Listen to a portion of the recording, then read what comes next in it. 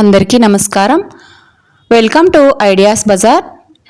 కార్తీక పురాణము 7వ అధ్యాయము స్నాన పుష్ప దీప దాన ఆరాధనలు వాటి ఫలితాలను గురించి ఈ వీడియోలో మనకు 7వ అధ్యాయంలో తెలియజేస్తూ ఉన్నారు. వశిష్ఠుడు జనక మహారాజును ఈ విధంగా అడుగుతూ ఉన్నాడు.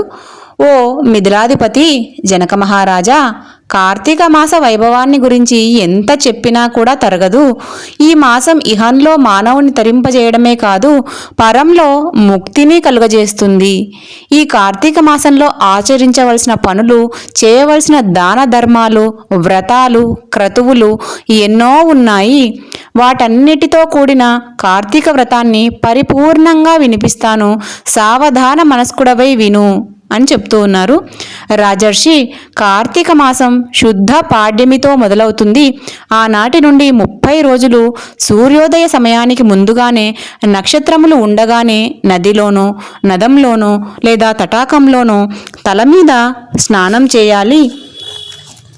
ఈ మాసమంతా పరమ పావనమైన గంగానది సమస్త నదులలోనూ నదాల్లోనూ దిగుడు బావుల్లోనూ బావులు చెరువులు మొదలైన వాటన్నింటి యందు ద్రవ రూపంలో కలిసిపోయి ఉంటుంది. కనుక నీటిలో మునిగి తలస్నానం చేసి దోసిళ్లతో 3 సార్లు నీళ్లు తీసి ఆ నీటిని సూర్యునికి అర్ఘ్యంగా ఇచ్చి బయటకు రావాలి. తరువాత పొడి బట్టలను కట్టుకుని తలను పొడిగుడ్డతో శుభ్రంగా తుడుచుకొని ఆరబెట్టుకోవాలి.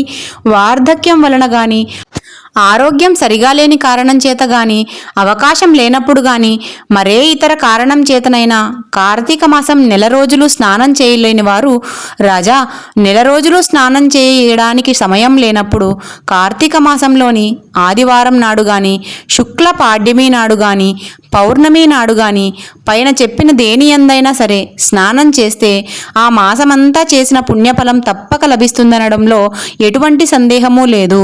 స్నానం చేసిన తరువాత ఇష్టదైవం యొక్క ఆలయంలోనో హరిహరుల ఆలయంలోనో దేనిలోనో ఒక దానిలోనికి వెళ్ళాలి. గోపుర ద్వారం దగ్గర కానీ స్వామివారి ముందు కానీ దీపారాధనలు చేయాలి.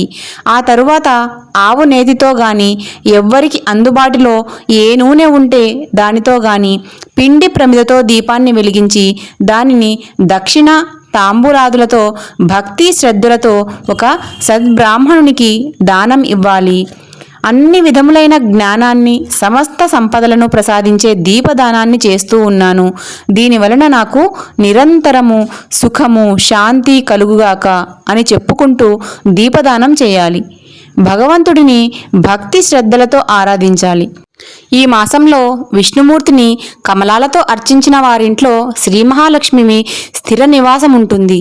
తులసీ దళాలతోనూ జాజి పూలతోనూ పూజించేవారు జనన మరణాలతో కూడిన సంసార చక్రం నుండి విముక్తిని పొందుతారు.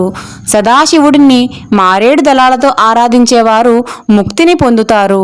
పూలు పండ్లను దానం చేసేవారి పాపాలు సూర్యరశ్మికి చీకట్లు పటాపంచలైనట్లు పటాపంచలైపోతాయి. కార్తీక మాసంలో జపతపాలు హోమాలు చేసేవారి పితృదేవతలు తరిస్తారు. దేవాలయంలో భగవంతుని సమీపంలో మామిడి తోరణాలు కట్టి సాలగ్రామాన్ని అర్చించిన వారికి ఉత్తమ గతులు లభిస్తాయి. ఈ కార్తీక మాసంలో దేవాలయంలోని దేవతామూర్తికి భక్తి శ్రద్ధలతో దండ ప్రణామాలు చేసిన వారికి అశ్వమేధ యాగం చేసిన ఫలితం లభిస్తుంది. కార్తీక మాసంలో ఉసిరి చెట్టు నీడలో దేవతార్చన చేసిన వారి జోలికి రావడానికి కూడా, వారిని తేరిపారా చూడడానికి కూడా యమధర్మరాజుకు కూడా సాధ్యం కాదు. కార్తీక మాసంలో సాలగ్రామాలని తులసీ దళాలతో పూజ చేసిన వారు ధన్యులై తరిస్తారు. ఉసిరి చెట్టుతో కూడిన వనంలో భగవంతుణ్ణి పూజించి వనభోజనం చేసిన వారికి శరీరాన్ని వదిలిన తరువాత పుణ్యలోకాలకు చేరుకుని తరిస్తారు.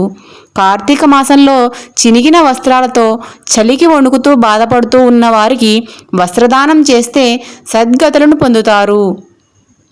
అతని వలన అతని పూర్వీకులందరూ కూడా తరిస్తారు. కార్తీకంలో శ్రీహరిని అవిసె పూలతోనూ తులసీ దళాలతోనూ ఆరాధించిన వారు ఈ లోకంలో సౌఖ్యాలను అనుభవించి పరలోకంలో ముక్తులై తరిస్తారు.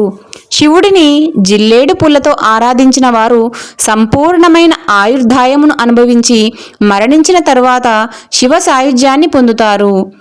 కార్తీకంలో స్నానం, దీపారాధన, దీపదానం, వనభోజనం, దేవతారాధనలు చేయడం వలన కలిగే ఫలితం ఇంత అని చెప్పడానికి వీలు కానిది.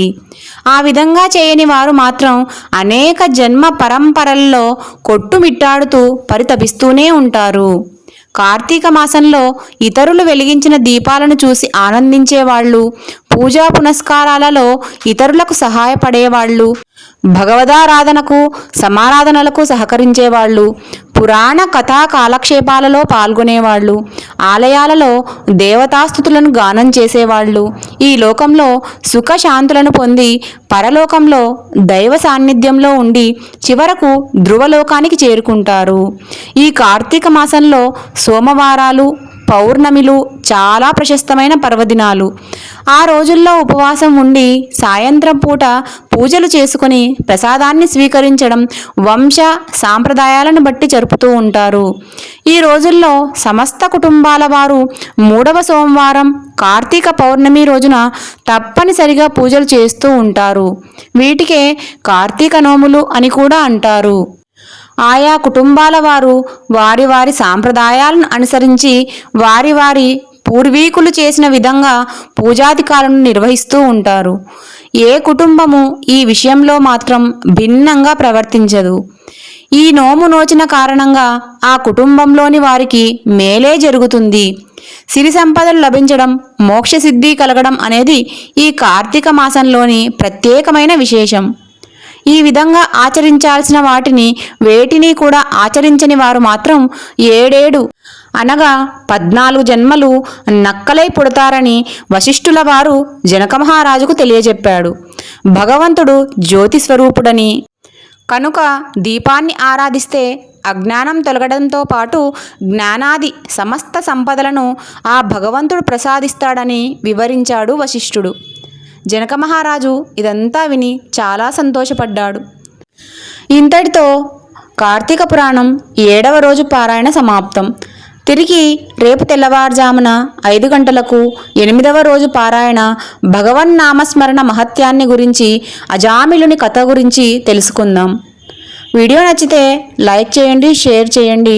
కొత్తగా మన ఛానల్ని ఈరోజే చూస్తూ ఉంటే ఛానల్ని సబ్స్క్రైబ్ చేసుకోండి. మీలో ఎవరికైనా షేర్ చేయాలి అనుకుంటే క్రిందనే షేర్ బటన్ అనే ఆప్షన్ ఉంటుంది. షేర్ చేసి మీకు నచ్చిన వారికి ఈ కథలను వినిపించవచ్చు. 8వ అధ్యాయంతో రేపటి వీడియోలో మళ్ళీ కలుస్తాను. అంతవరకు సెలవు. లోకా సమస్త సుఖినో భవంతు.